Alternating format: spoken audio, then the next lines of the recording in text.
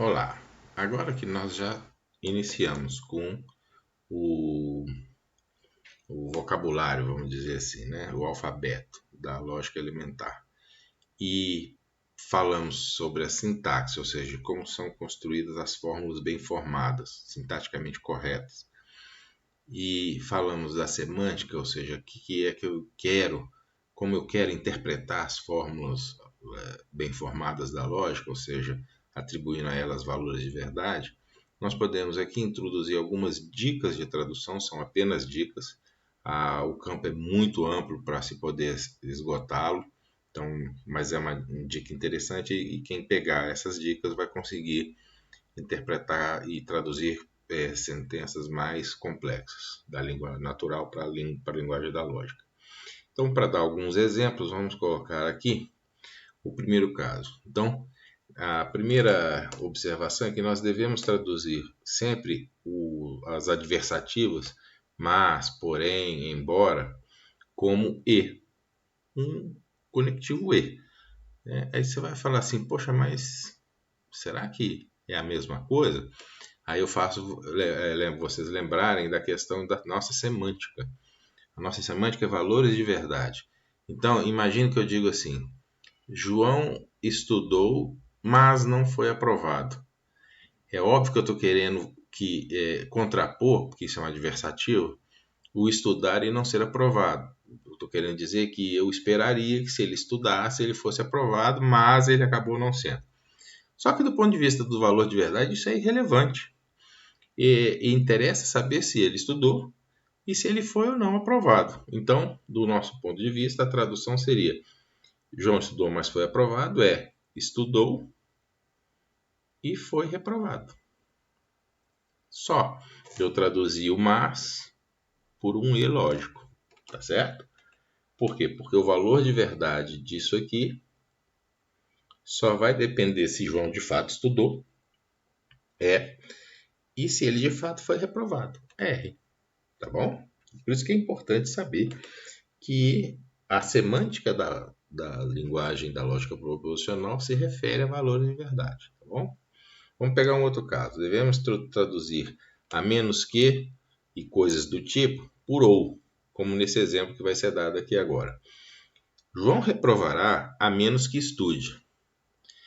Aqui a tradução ficou apenas a seguinte: João reprovará, que eu simbolizei por um R, é uma proposição, né? João estudará é uma proposição, né? Não se preocupe com o tempo verbal, não, tá? Essa questão do tempo verbal, nós vamos pensar tudo no presente. Porque se for colocar tempo verbal aqui, as coisas ficam muito complicadas. Então, João estudará R e... Perdão, João reprovará R e João estuda R. Então, aqui o que eu estou dizendo é João reprovará ou estudará. Se vocês quiserem inverter, tanto faz, porque esse símbolo ou, ele é comutativo. R ou E é a mesma coisa que E ou R, tá? Mas na nossa língua natural normal, normalmente a gente diria, né?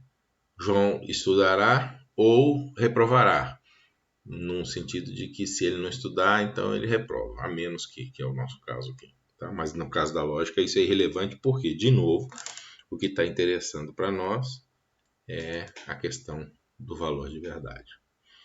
Ok.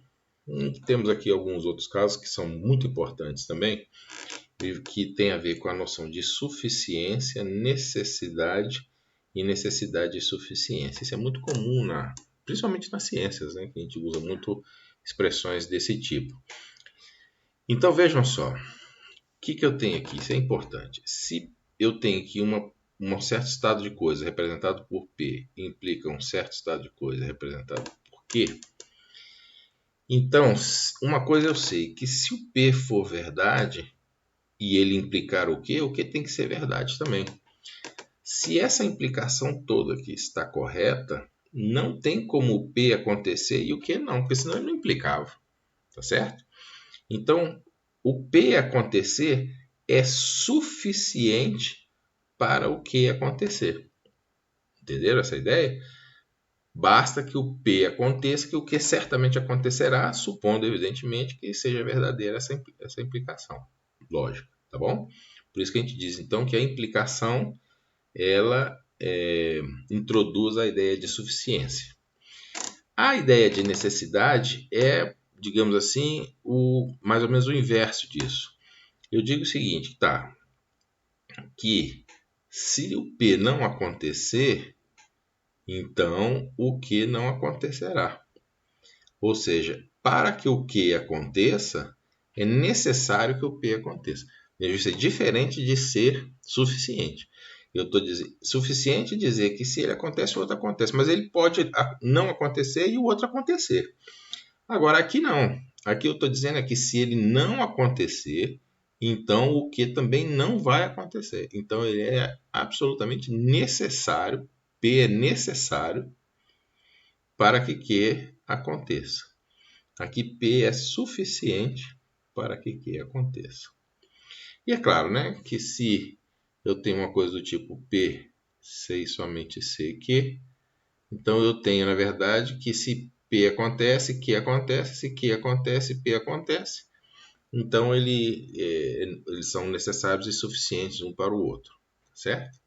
Então essa é uma maneira de você traduzir. Veja que nós estamos traduzindo todas essas coisas e vocês podem encontrar mais disso no âmbito do curso, né? no livro que está no curso, como regras de tradução para passar da linguagem natural para a linguagem formal da lógica, certo? Então vamos pegar um exemplo aqui, ficou bem em cima, mas dá para ler. Para que João não reprove, é suficiente que estude. Então eu digo o seguinte, que é suficiente que ele estude para que ele não reprove. Então eu estou usando a suficiência com o símbolo de implicação. Tá? Então, se ele estudar, então ele não reprovará. Estudou? Não reprovou. Então é suficiente, basta estudar, tá certo? Então essa é a ideia geral que está envolvida aqui. É isso. Vamos então passar para a próxima aula.